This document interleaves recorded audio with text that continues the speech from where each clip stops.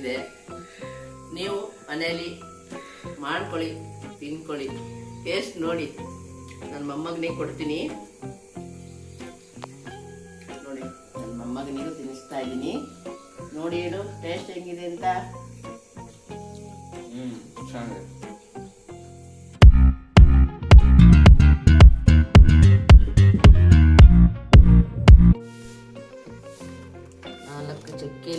ಚಕ್ಕೆ ಲವಂಗ, ಸ್ವಲ್ಪ ಜೇಕಾಯಿ, ಸ್ವಲ್ಪ ಬೆಳ್ಳುಳ್ಳಿ, ಸ್ವಲ್ಪ ಈರುಳ್ಳಿ, ಸ್ವಲ್ಪ ಪುದೀನ, ಇದು ಕೊತ್ತಂಬರಿ ಸೊಪ್ಪು. ಇದು ಕಾಡು ಕೊತ್ತಂಬರಿ ಅಂತ ಹೇಳ್ತಾರೆ. ಅದು ನಮ್ಮ ತಾಯಿ ಮನೆಯಲ್ಲಿ ಸಕಲೇಶ್ಪುರದಲ್ಲಿ ಇತ್ತು. ಅದನ್ನು ತಗೊಂಡು ಬಂದು ನಾನು ಗಿಡ ಹಾಕಿ, ಅದು ಇದು ತುಂಬ ಟೇಸ್ಟ್ ಇರುತ್ತೆ, ಒಳ್ಳೆ ಪರಿಮಳ ಇರುತ್ತೆ, ತುಂಬ ಚೆನ್ನಾಗಿರುತ್ತೆ ಟೇಸ್ಟು. ಸ್ವಲ್ಪ ಶುಂಠಿ, ಇದರಲ್ಲೆಲ್ಲ ಅರ್ಧರ್ಧ ಭಾಗನ ನಾನು ರುಬ್ಕೋತೀನಿ. ಇದರಲ್ಲೆಲ್ಲದನ್ನು ಅರ್ಧರ್ಧ ಭಾಗನ ತಗೊಂಡು ಸ್ವಲ್ಪ ರುಬ್ಕೋತೀನಿ. ಜೈಕಾಯಿ,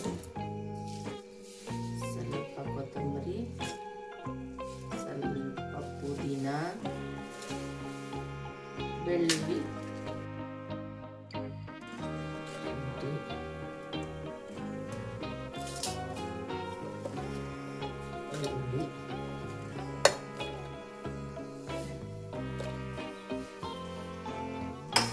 ಸ್ವಲ್ಪ ಅರಿಶಿನ,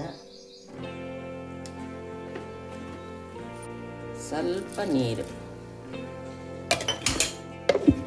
ಬಿರಿಯಾನಿಗೆ ಒಗ್ಗರಣೆ ಮಾಡೋದಕ್ಕೆ ಲವಂಗ 4, ಚಕ್ಕೆ 4, ಏಲಕ್ಕಿ, ಮೊಗ್ಗು, ಮರಾಠಿ ಹೂವು, ಇದು ಮಸಾಲೆ ಬಿರಿಯಾನಿ ಎಲೆ, ಇದು ನಮ್ಮ ಮನೆಯಲ್ಲೇ ಬೆಳೆದಿರೋದು. ಇದು ಈರುಳ್ಳಿ, ಸ್ವಲ್ಪ ಪುದೀನ, ಸ್ವಲ್ಪ ಕೊತ್ತಂಬರಿ, ಸ್ವಲ್ಪ ಟೊಮೊಟೊ, ನಿಂಬೆಹಣ್ಣು, ಎಣ್ಣೆ,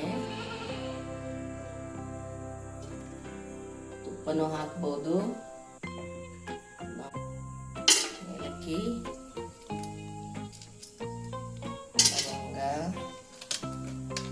ಚಕ್ಕೆ,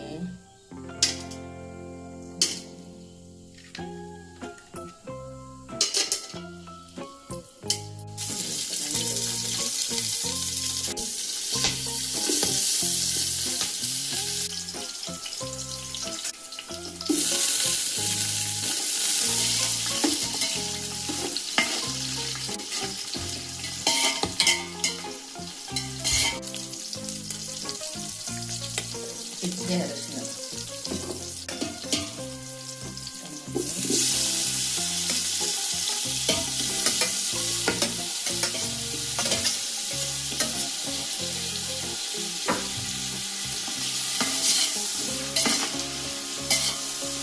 ಚಿಕನ್ನು 2 kg ಇದೆ. 1 kg ಬಿರಿಯಾನಿಗೆ ಹಾಕ್ತಾ ಇದ್ದೀನಿ. 1 kg ಸಾಂಬಾರು.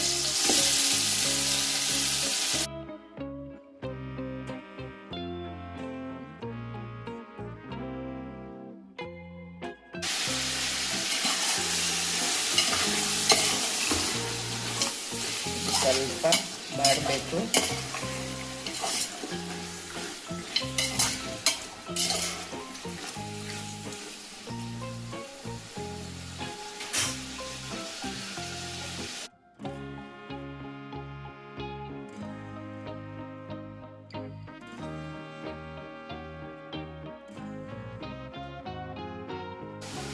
ಯಾಕೆಂದರೆ ಚಿಕನ್ ಮಸಾಲೆ ಹಿಡಿಬೇಕಲ್ಲ, ಅದಕ್ಕೋಸ್ಕರ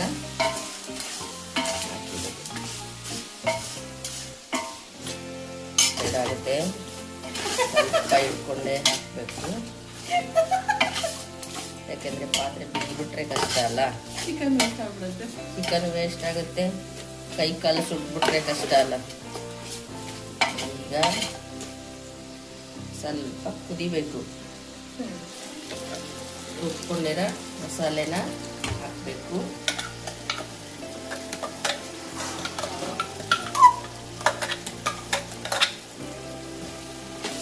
ಮಾಡಬೇಕು.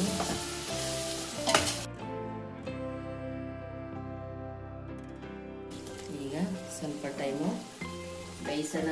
ಹಾಗೇನೆ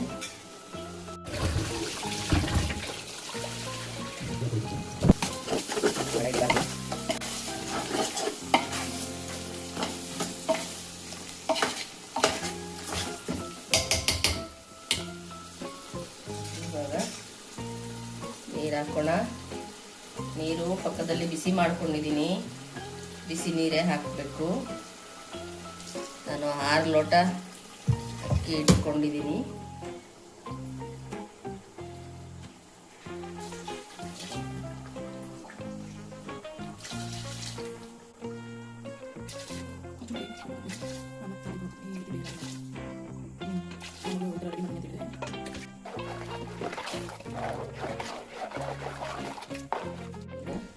ಅಕ್ಕಿ ಹಾಕ್ತಾ ಇದ್ದೀನಿ.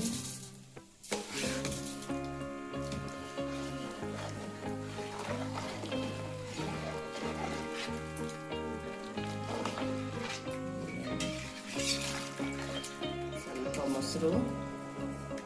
ಮೊಸರು ಹಾಕಬೇಕು, ಒಳ್ಳೆ ಟೇಸ್ಟ್ ಬರುತ್ತೆ. ನಾನು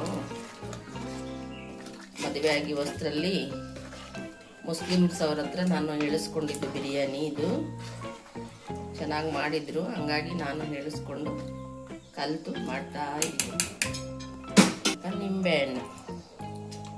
ನಿಂಬೆಹಣ್ಣು ರಸ ಹಾಕಬೇಕು, ಆವಾಗ ಹುಡಿಯಾಗಿ ಬರುತ್ತೆ ಅನ್ನ. ಅದಕ್ಕೋಸ್ಕರ ಹಾಕೋದು.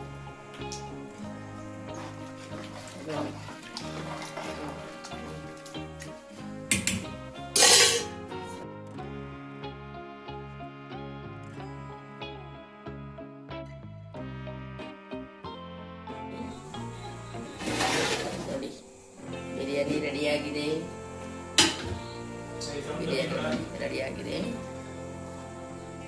ಟೇಸ್ಟ್ ನೋಡೋದು ಬಾಕಿ ಇದೆ ಅಷ್ಟೇ.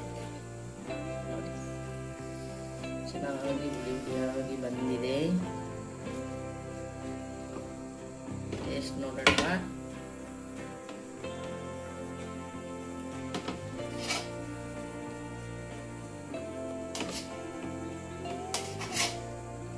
ಬಂಗಾರು ಬಾ, ಟೇಸ್ಟ್ ನೋಡು. ಬಿಸಿ ಬಿಸಿ ಇದೆ ನೋಡಿ, ಬಿಸಿ ಊಟಕ್ಕೆ ಆಗ್ತಿಲ್ಲ.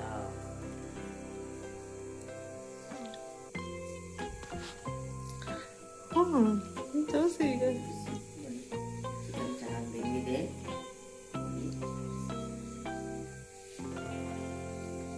ಸಾಂಬಾರು ಆಗಿದೆ, ಅದು ಟೇಸ್ಟ್ ಮಾಡಬೇಕು.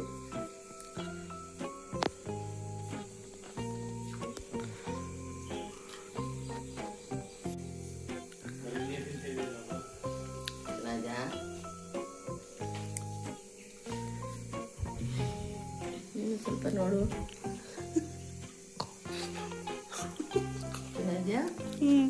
ಸೂಪರ್. ಅಮ್ಮ ಮಾಡಿದ ಚಿಕನ್ ಬಿರಿಯಾನಿ ನೋಡಿ. ಇದು ಅರ್ಜೆಂಟು ಅಮ್ಮ ಮಾಡಿಕೊಟ್ಟಿದ್ದಾರೆ ಅಂತ, ಮಮ್ಮಿ ಮಾಡಿಕೊಟ್ಟಿದ್ದಾರೆ ಅಂತ.